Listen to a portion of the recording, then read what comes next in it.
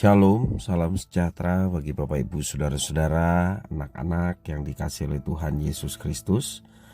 Berjumpa kembali bersama saya Pendeta Eka di dalam renungan firman Tuhan pada hari ini, hari Sabtu 3 Desember 2022. Sukacita dan damai sejahtera dari Tuhan Yesus kiranya menyertai hidup kita sekalian. Puji nama Tuhan. Sampai pada pembacaan firman Tuhan hari ini, yakni kitab Yeremia pasal yang ke-19. Kiranya firman Tuhan memberkati kita sekalian. Baik, sebelum kita akan merenungkan bagian firman Tuhan hari ini, kita akan berdoa bersama. Tuhan Bapa di surga, di dalam Yesus Kristus kami datang kepadamu, mengucapkan syukur dan terima kasih untuk kasih setia, penyertaan, berkat-berkat yang telah Engkau curahkan dan limpahkan pada kami. Sampai pada hari ini kami sangat mengalami dan merasakannya. Terima kasih Tuhan, biarlah semua itu menjadikan pengenalan kami akan Tuhan terus ditambah-tambahkan. Oleh karena itu Tuhan, kami mau terus memasang telinga dan hati kami untuk kebenaran firman Tuhan, supaya kami semakin memahami apa yang Kau kehendaki untuk kami kerjakan di dalam hidup ini. Terima kasih Bapa, firman Tuhan memberkati kami. Biarlah Tuhan memampukan untuk kami dapat memahami serta mengerjakannya. Terima kasih Bapa, demi nama Tuhan Yesus kami berdoa. Haleluya. Amin. Bapak Ibu Saudara, saya akan bacakan di dalam Yeremia pasal 19 ayat 1 sampai yang ke-15. Demikian firman Tuhan. Beginilah pula firman Tuhan kepadaku. Pergilah membeli buli-buli yang dibuat dari tanah. Lalu ajaklah bersama-sama engkau beberapa orang tua-tua bangsa itu dan beberapa orang imam yang tertua. Kemudian berangkatlah ke lembah Ben Hinnom yang di depan pintu gerbang Beling.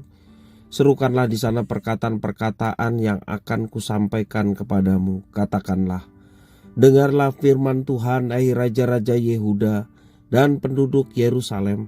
Beginilah firman Tuhan semesta alam, Allah Israel. Sesungguhnya aku akan mendatangkan malapetaka kepada tempat ini, sehingga telinga orang yang mendengarnya mendenging. Sebab mereka telah meninggalkan aku, telah memberikan tempat ini kepada Allah asing dan telah membakar korban di sini kepada Allah lain yang tidak dikenal oleh mereka sendiri dan oleh nenek moyang mereka, oleh raja-raja Yehuda. Mereka telah membuat tempat ini penuh dengan darah orang-orang yang tidak bersalah. Mereka telah mendirikan bukit-bukit pengorbanan bagi Baal untuk membakar anak-anak mereka sebagai korban bakaran kepada Baal, sesuatu yang tidak pernah kuperintahkan atau kukatakan dan yang tidak pernah timbul dalam hatiku. Sebab itu sesungguhnya waktunya akan datang, demikianlah firman Tuhan, bahwa tempat ini tidak akan disebut lagi Tofet dan lembah Ben Hinnom, melainkan lembah pembunuhan. Aku akan menggagalkan rancangan Yehuda dan Yerusalem di tempat ini, dan aku akan membuat mereka rebah oleh pedang di depan musuh mereka dan oleh tangan orang-orang yang ingin mencabut nyawa mereka. Aku akan membiarkan mayat-mayat mereka dimakan oleh burung-burung di udara dan oleh binatang-binatang di bumi. Aku akan membuat kota ini menjadi kengerian dan menjadi sasaran suitan. Setiap orang yang melewatinya akan merasa ngeri dan bersuit karena segala pukulan yang dideritanya. Aku akan membuat mereka memakan daging anak-anaknya laki-laki dan daging anak-anaknya perempuan, dan setiap orang memakan daging temannya dalam keadaan susah dan sulit yang ditimbulkan musuhnya kepada mereka dan oleh orang-orang yang ingin mencabut nyawa mereka. Selanjutnya, pecahkanlah buli-buli itu di depan mata orang-orang yang turut bersama-sama engkau. Katakanlah kepada mereka, beginilah firman Tuhan semesta alam.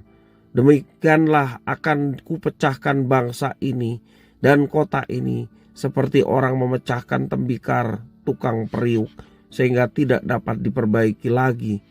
Dan Tofet akan menjadi tempat penguburan karena tidak ada tempat lain untuk menguburkan.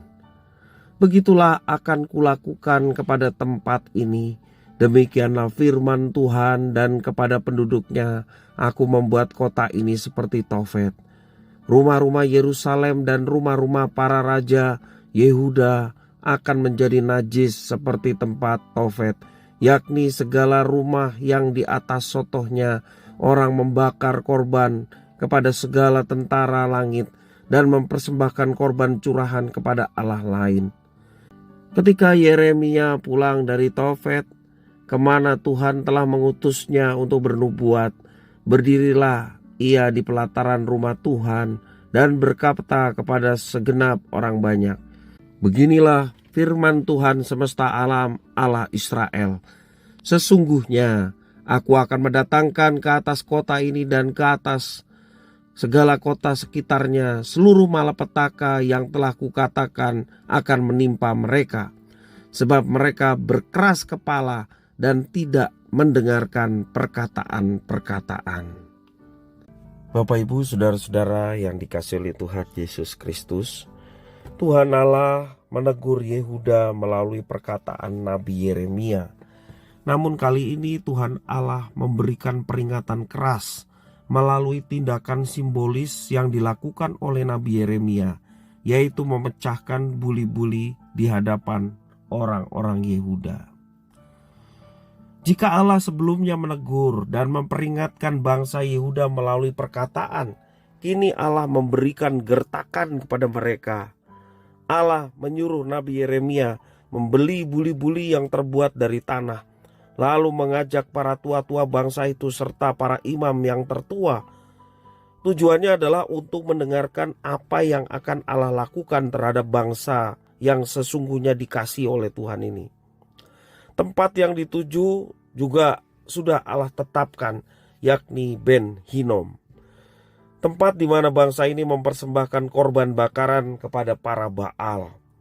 Dengan memecahkan buli-buli di depan orang-orang Israel, khususnya tua-tua dan imam yang tertua bangsa itu, seharusnya mereka menyadari bahwa kali ini Allah sungguh-sungguh serius memperingatkan mereka untuk segera bertobat. Kalau tidak, mereka akan mengalami kehancuran. Tuhan Allah tidak pernah mengingkari janjinya. Jika ia berjanji akan memelihara umatnya yang setia kepadanya, ia juga berjanji akan menghukum umat yang tidak setia kepadanya. Mereka yang meremehkan dan mengabaikan perkataan Tuhan akan melihat bahwa kuasa Tuhan yang besar turun atas mereka. Mereka yang tidak mau bertobat sesuai teguran Tuhan akan melihat murka Tuhan menimpa mereka. Terkadang kita menganggap bahwa Tuhan Allah tidak mungkin menghukum kita karena Dia Maha Pengasih, Dia Maha Penyayang. Sehingga banyak orang terlena dengan pengasih dan penyayang, hidup semaunya sendiri. Bahkan firman Tuhan dilanggar, firman Tuhan ditolak. Mereka hidup di dalam dosa dan terus melakukannya. Tetapi mereka beranggapan bahwa Tuhan Maha Pengasih, Tuhan Maha Penyayang, sehingga Tuhan pasti akan mengampuni dosa-dosanya. Jika kita pernah berpikir demikian, maka sesungguhnya kita tidak mengenal Tuhan. Tuhan tidak pernah main-main dengan perkataannya. Jika menunggu murkanya turun atas kita, cukuplah teguran dari Tuhan melalui firman-Nya. Karena firman-Nya ya dan amin. Dan bersyukurlah ketika kita ditegur dengan firman-Nya. Jangan sampai murka Tuhan yang menyala dan penuh kuasa itu akan menimpa kita yang tidak mau bertobat dan menggunakan kesempatan untuk berbalik kepadanya. Marilah kita terus belajar mengenali suara Tuhan melalui firman, baik yang kita baca atau yang kita dengarkan dari sesama, dari hamba Tuhan. Ketika itu merupakan teguran bagi kita, segeralah bertobat dan kembali kepada Tuhan. Dan saat Tuhan mengajar kita melalui firman-Nya, jangan tinggikan hati kita, jangan menjadi sombong. Rendahkanlah diri di hadapan Tuhan. Kesombongan dan kekerasan hati hanya akan mendatangkan hukuman dan murka dari Tuhan. Kiranya firman Tuhan memberkati kita. Terima kasih Tuhan, mampukan kami untuk hidup seturut dengan kehendak dan firman Tuhan. Kami tidak mau mengeraskan diri kami. Kami mau belajar tunduk kepada firman Tuhan dan melakukan segenap firman Tuhan itu dalam hidup kami. Terima kasih Bapa, terpujilah namamu. Demi nama Tuhan Yesus kami berdoa. Haleluya. Amin.